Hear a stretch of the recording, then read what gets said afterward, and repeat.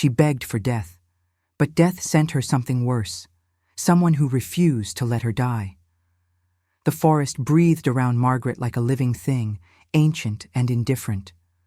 Rain fell in silver threads through the canopy, turning the moss beneath her feet into something soft as a corpse's skin. She had walked for 3 hours without direction, without purpose, only the hollow knowledge that the cottage behind her held nothing worth returning to. A husband who drank silence like wine. A daughter buried 2 winters ago, her small coffin lined with lace that Margaret had stitched with trembling fingers. Some mercies arrive as endings. The sound found her first, panicked, frantic, the flutter of wings against metal. Margaret's breath caught. A head, suspended in a hunter's snare that hung from an oak branch like a chandelier of cruelty, something small and dark struggled. A bat. Its body was barely the size of her palm, obsidian against the dying light, wings torn at the membrane where the wire had caught. She should have walked on. The forest was no place for mercy.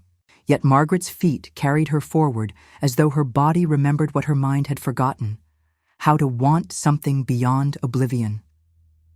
The wire was slick with rain and blood. Her fingers trembled, not from fear, but from the effort of caring. Each movement felt like an act of defiance against the numbness that had claimed her since the funeral. She worked the knot loose, careful, speaking to the creature in words that surprised her with their tenderness. "I know," she whispered. "I know what it is to be trapped." The bat's eye, black as a pupil, intelligent beyond reason, fixed upon her face. In that moment, Margaret felt seen. Not as the hollow woman in the gray cottage, but as something that still contained light, however buried. The wire came free. The creature did not flee.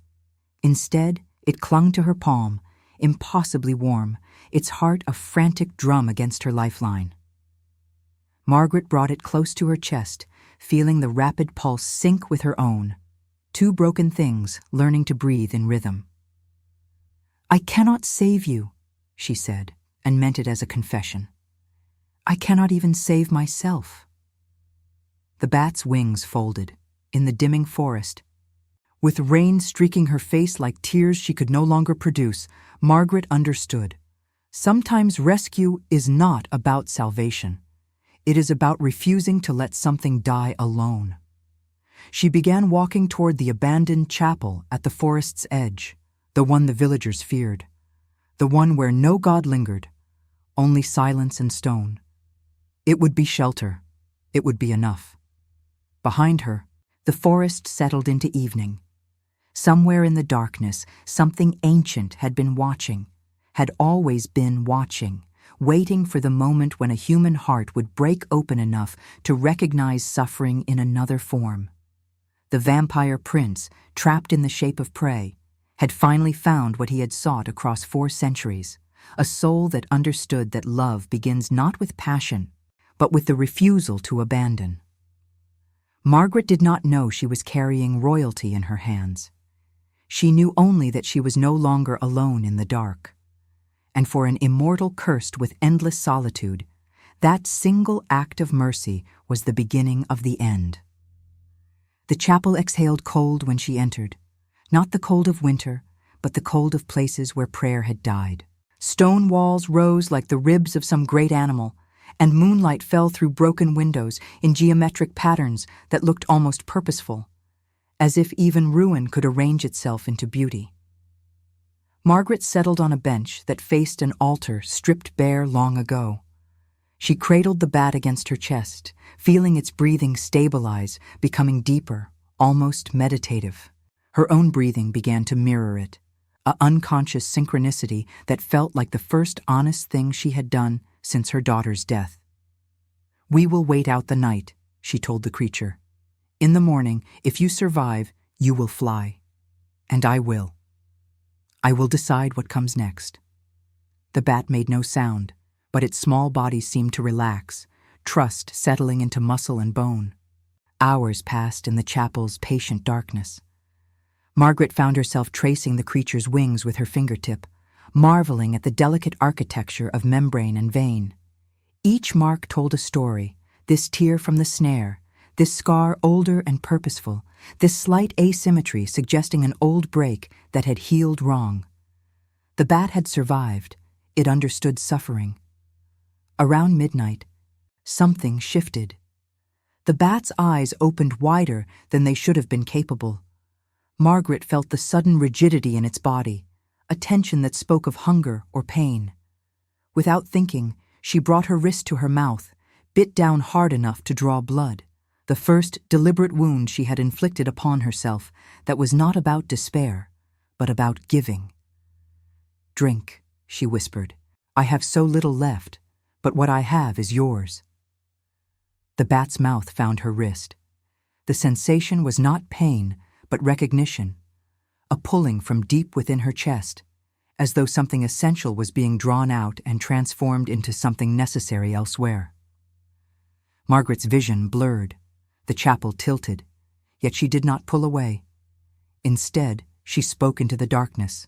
"I do not know who or what you are, but I know you are suffering, and I choose to ease it. That is enough." When the bat withdrew, Margaret felt lighter, not diminished, but emptied of the weight she had carried since the funeral.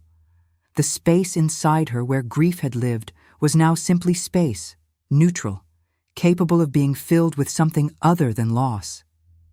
The creature folded itself into the hollow of her palm again, but something had changed in its weight, its presence. It felt less like an animal and more like a secret. The chapel accepted their vigil without judgment. Outside, the forest held its breath. Neither of them slept, but neither of them was alone. When Margaret looked down at her wrist, she found no marks, only the ghost of something sacred, something that had recognized her as worthy of being more than a vessel for pain. "Tomorrow," she said to the bat, "you will tell me what you are, or you will simply stay, and I will not ask." In the chapel's ancient silence, a choice was being written, not in ink, but in blood and mercy, in the space between death and the refusal to die alone. The bat pressed its small skull against her heart, and Margaret understood that some encounters are not accidents. They are recognitions. Fate finds those who have already chosen to see each other. Morning arrived like a secret being kept poorly. Gray light filtered through the chapel windows, and with it came the sound of rain, softer now, almost apologetic. Margaret had not slept, but she had stopped counting the hours. Time felt different in this place, or perhaps she felt different in it. The bat stirred. She felt the shift before she saw it, a tremor that ran through the small body, a tension building beneath skin and fur like something trying to tear itself free. Margaret held her hand steady, though her heart had begun to race in a way that suggested her body understood something her mind did not yet grasp. The transformation did not arrive as violence. It came as unraveling. The bat's form seemed to dissolve, not into smaller pieces, but into something that reorganized itself entirely. Wings became arms, fur became skin. The chapel filled with a sound like wind through 1,000 candles being extinguished at once, a sound that was not quite music, not quite language, but something that spoke directly to the animal part of Margaret's brain that still knew how to recognize the presence of something other. What emerged was a man. He was tall, with skin that seemed to have never known the sun, a pallor so complete it looked almost sculpted, as though he had been carved from marble and given motion. His hair fell past his shoulders in black that seemed to absorb light rather than reflect it. But it was his eyes that stopped her breath. They were ancient, holding the weight of centuries in their depths, and they looked at her with an intensity that suggested he had been studying her face for far longer than a single night. "You did not scream," he said.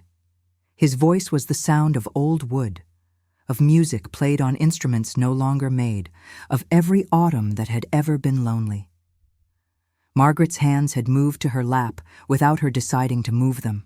She felt no fear Or perhaps she felt such an abundance of it that it had circled back to something like calm. "Should I have?" she asked. Most would. He remained standing, as though the very act of sitting beside her would be an admission of something he was not ready to surrender. "I am Theron. I have not spoken my name aloud in 63 years. Margaret waited. "I was born in 1247, he continued, his gaze still fixed upon her. "In what your maps now call Romania. I was a prince, power, lineage, all the things men die to obtain. Then I was turned into this." He gestured to his own body without looking at it, as though it was a suit he had borrowed and never returned. "I have been alone since then, by choice at first, then by necessity. To love is to destroy. To be loved is to poison." "And yet," Margaret said slowly, "you allowed me to save you." "No." He turned to face her fully, and his eyes held something close to pain. "You saved yourself. The snare was not an accident. I have been walking the edges of that forest for 3 months, waiting. Hunters come regularly. I allowed myself to be caught because I was tired of waiting for death. But you did not let me die. You chose mercy for something you did not understand." Margaret felt the weight of this. She had been chosen, not randomly, but with intention. A vampire prince had orchestrated his own capture, hoping for oblivion, and her refusal to grant it had become an act so powerful it had called him back to human form. "Why tell me this?" she asked.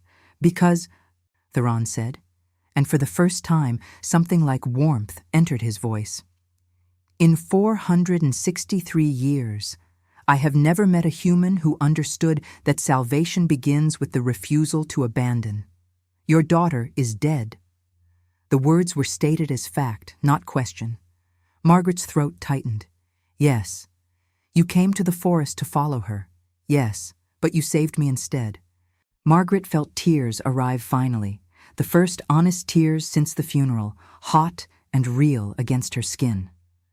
"I saved us both," she whispered.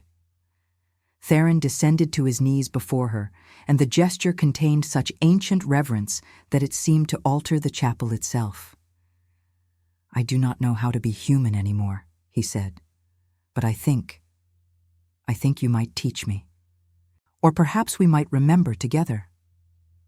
Outside, the rain continued its gentle work of washing the forest clean. Inside the chapel, 2 people who had arrived as broken things recognized in each other the possibility of becoming whole, not through erasure of suffering, but through its transformation. And now, I invite you to leave a trace of your presence in the comments. Tell us where in the world you're watching from, and the exact hour you hear this story. We wish to know how far these immortal confessions travel, and at what moments of the night they find you. 7 days passed before they left the chapel. In that time, Margaret learned that Theron could not enter sunlight without pain that made him weep, not tears of sorrow, but of a burning so profound it seemed to crack something essential within him. She learned that he had forgotten the taste of food, that mirrors showed him nothing but absence, that his reflection existed only in the eyes of those who chose to see him. She learned that he had spent 4 centuries mourning not a life lost, but a life he could never truly rejoin. "The hunger never ceases," he told her on the 5th night, his voice careful in the way of someone afraid of his own words. "But it changes. After enough time, it becomes less about appetite and more about acknowledgement. The beast inside me knows it will never be sated, so it learns to sleep." "And when it wakes?" Margaret asked. "Then I must choose, feed or starve, become monster or remain ghost." His eyes found hers in the candlelight they had found in the chapel's forgotten storage room. "You have given me a 3rd option." "What is that?" "Purpose," he said simply. When they finally emerged from the chapel, the world had not changed, but they had. Margaret's hair seemed to hold more silver, as though the weight of Theron's centuries had transferred itself into her very being. Theron moved with less certainty, as though remembering how to inhabit his own body, was a language he was slowly relearning. He led her deeper into the forest, past the hunter's paths, to a place that seemed outside of time. It was a garden, not wild, but carefully tended, though by no human hand. Roses grew in spirals of deep crimson, their petals holding an almost liquid quality. Stone benches were arranged as though waiting for philosophers or confessors. A fountain stood in the center, dry for what must have been decades, but its basin carved with symbols that Margaret recognized as Old Romanian, as old languages, as the testimony of something that had witnessed centuries pass. "This was my sanctuary," Theron said, "before I learned that sanctuary is only as real as the person you share it with." Margaret walked to the fountain and placed her palm against its stone edge. It was warm, not from sun, which had not touched it, but from something internal, as though the earth itself remembered the heat of his presence. She understood then that this place was not merely a garden. It was a monument to loneliness. Every withered flower, every overgrown vine, every inch of neglect was a testament to abandonment. "Why bring me here?" she asked. "Because," Theron said, moving to stand beside her. "I need you to understand what I am asking you to choose." He took her hand, his touch cold, deliberate, honest.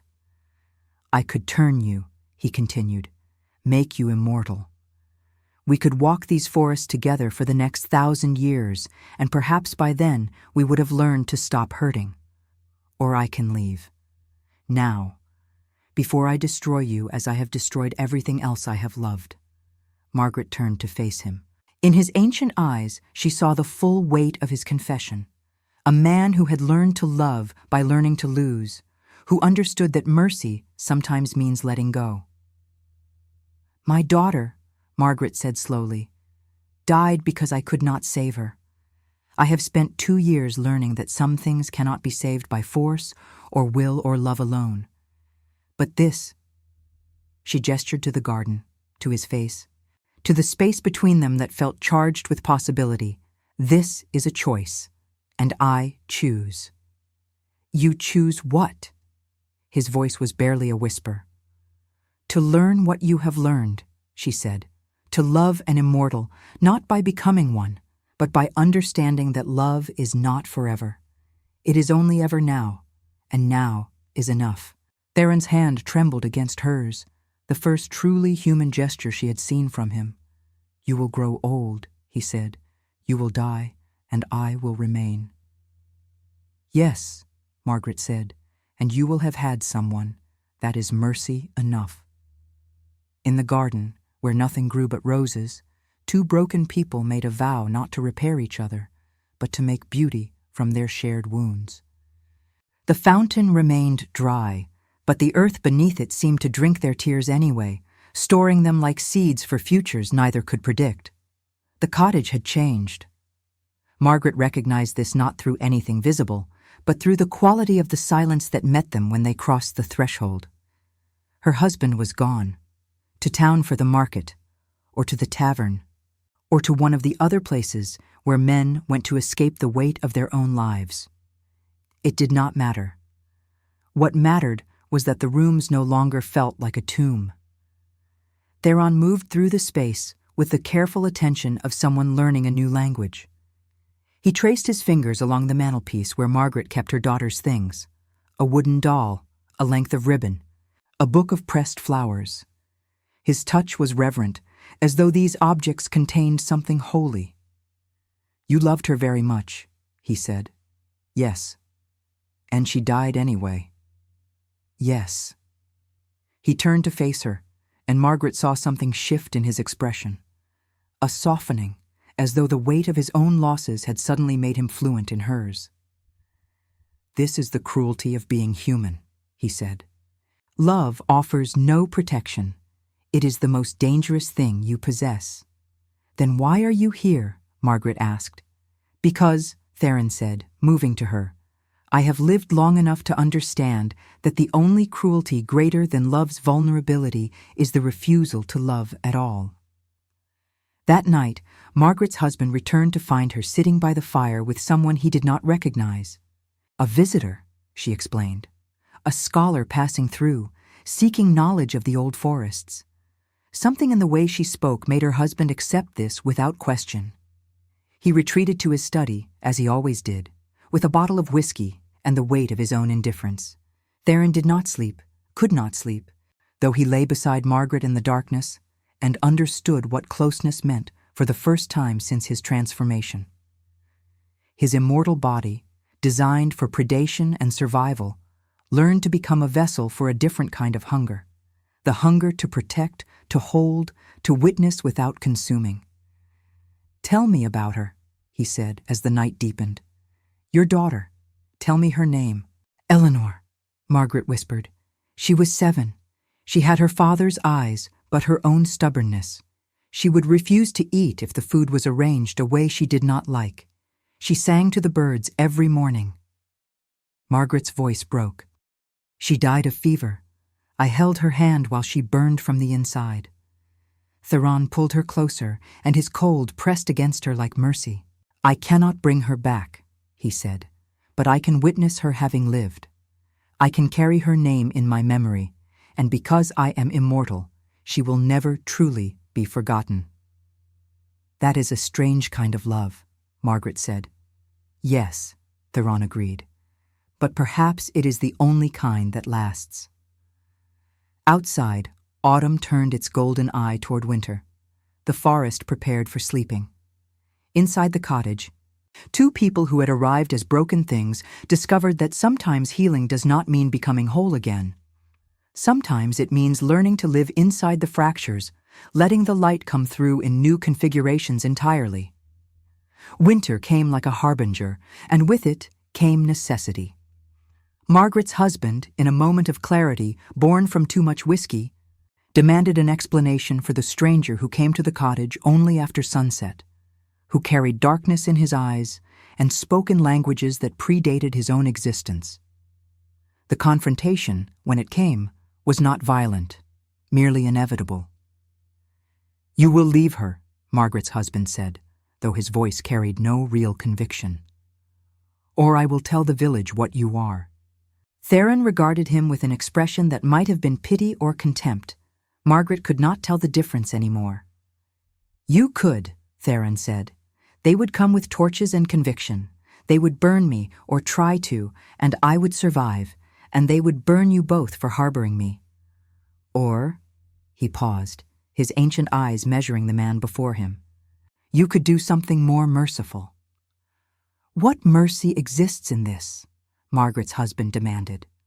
"The mercy of understanding that some people do not belong together," Theron said quietly, "and that the act of releasing them is the greatest love you can offer."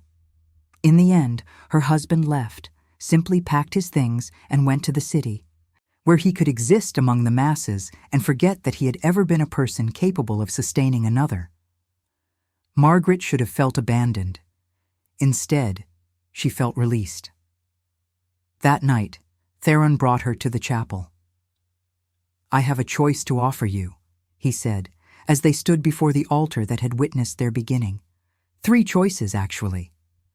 He opened his hand, and on his palm lay 3 objects, a ring forged from metal that seemed to drink light, a dried rose, and a vial of what looked like liquid night.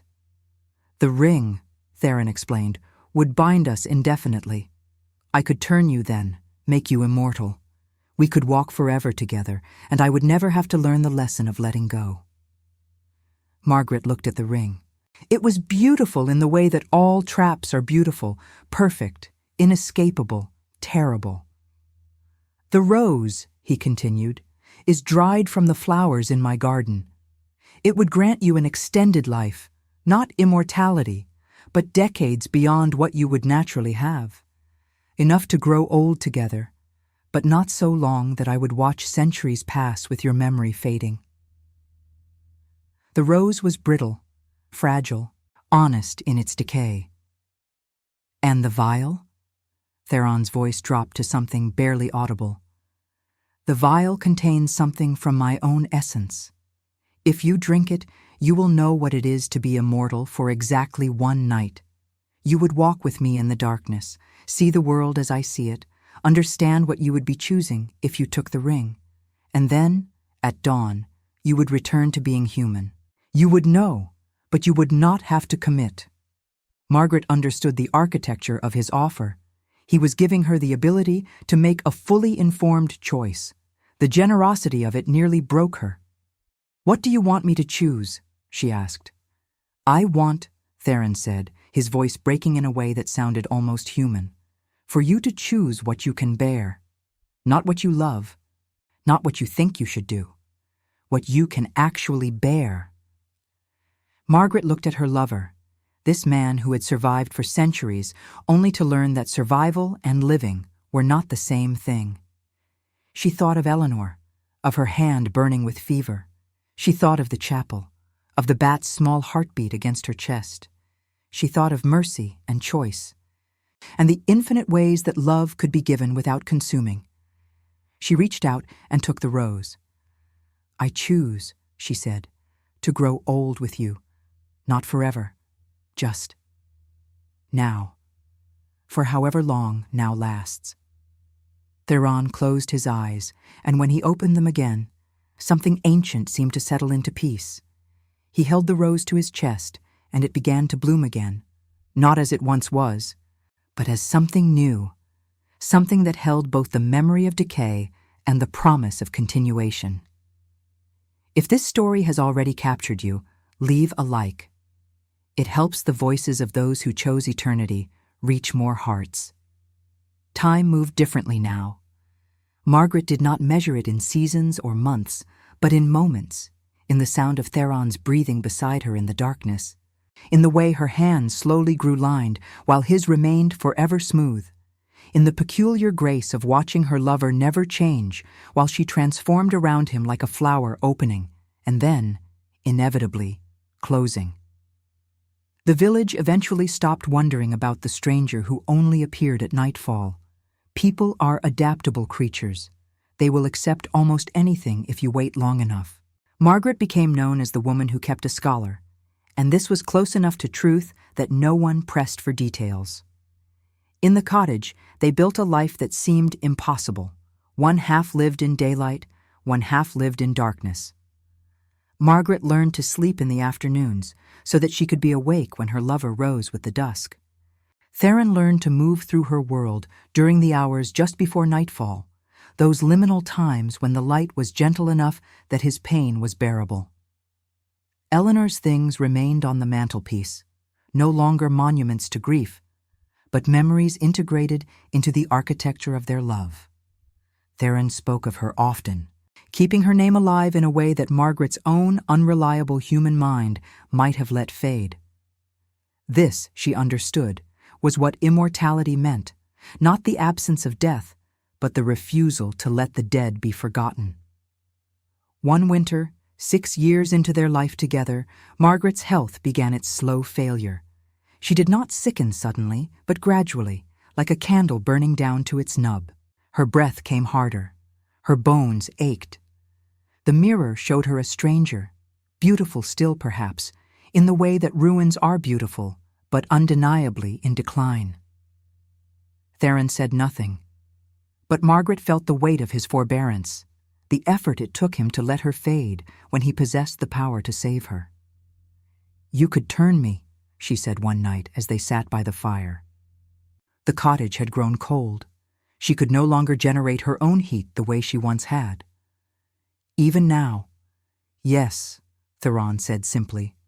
"Will you?" He turned to face her, and in his eyes she saw the sum total of 400 years of learning what love meant. "No," he said, "because I love you as you are, mortal, fading, real. The moment I transform you, you cease to be the person I love. You become something else, something immortal, something like me." His voice held no judgment, only the gentleness of absolute truth. "I have already been alone for an eternity. I will not do that to you." Margaret reached out and took his hand. It was cold. It would always be cold, But she had learned long ago that cold was not the same as dead. It was simply the temperature of something that had transcended the need for warmth. "When it comes," she said, "will you stay?" "Yes," Theron promised. "I will hold your hand while you fade, as you held the bat's body while it transformed. I will witness your death as an act of grace, not as an ending." They sat together in the firelight, and neither of them spoke again that night. But in the silence, Margaret understood that she had been wrong. Love does not defeat death. It does not protect against loss or illness or the inevitable entropy that claims all things. But it does transform these things. It makes them bearable. It makes them, in some strange way, sacred. Margaret died on a Thursday, just as dawn was breaking. Theron held her, his cold body wrapped around her failing heat, and did not look away. He watched as her breath came slower, shallower, as her hand, which had grown so light it seemed to weigh nothing at all, finally stilled in his. He watched as the light in her eyes, which had always been the mirror in which he saw his own humanity, began to fade. And then he made a choice that no vampire had made in recorded history. He stood slowly and walked to the chapel they had returned to countless times over the years. He walked past the withered garden, past the dry fountain, until he stood before the altar where he had offered her 3 choices 6 years ago. From beneath a loose stone, he retrieved something that had been hidden since his transformation 463 years prior. A cup carved from stone, filled with liquid that looked like nothing so much as condensed starlight. It was the only thing that could kill him, the only thing that could end an immortal's reign. He brought it to his lips.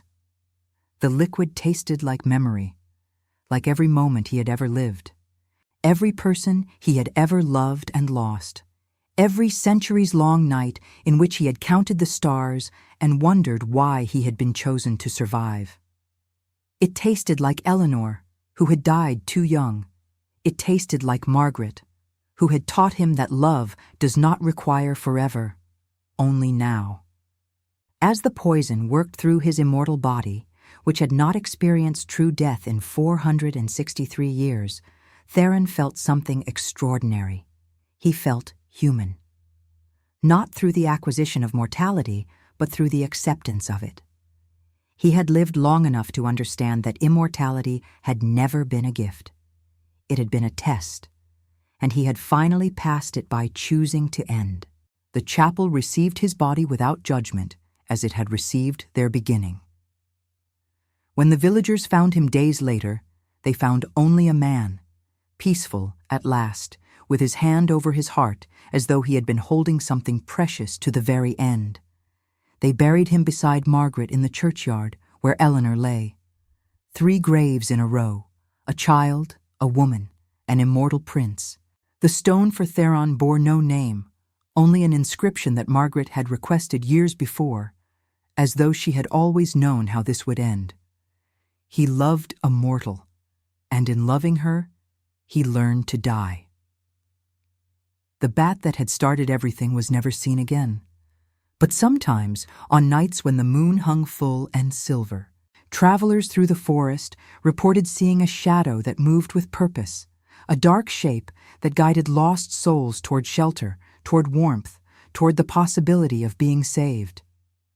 Some say it was merely a bat, a creature of instinct and hunger. Others, those who understood that sometimes the line between mercy and magic is only the thickness of a breath, know the truth.